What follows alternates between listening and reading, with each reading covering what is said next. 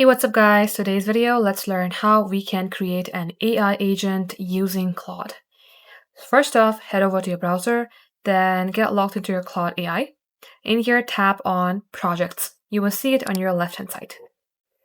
Now, as you do that, you will see a page like this. In my case, I already have created an agent, but let's go ahead and redo it.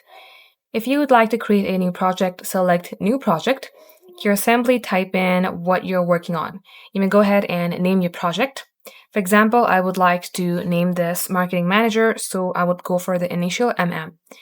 Here, type in what you are trying to achieve. Maybe describe your project, goals, and subject. Now, in my case, I have gone with this simple prompt, but you can be as descriptive as possible.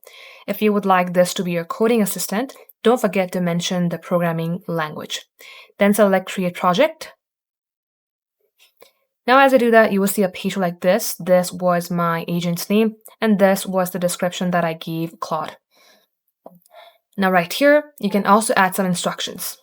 Click on the plus button. And the instructions are simply a guidance that you would like Claude to follow. For example, you can mention the brand tone if you are trying to make this a marketing agent, or simply mention the details of the project that you are trying to get. Once done, you will see files. In here, you will also see add PDFs, document, or other text to reference in this project. If you have maybe a coding instruction or a coding sample, you may go ahead and add this plus button. It will open your file explorer and simply upload the document here, which will help you questioning Claude and getting help from it.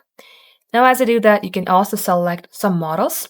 If you have been using a paid account, you will see more than these models. And likewise, this is the basic tutorial of how you can create an agent.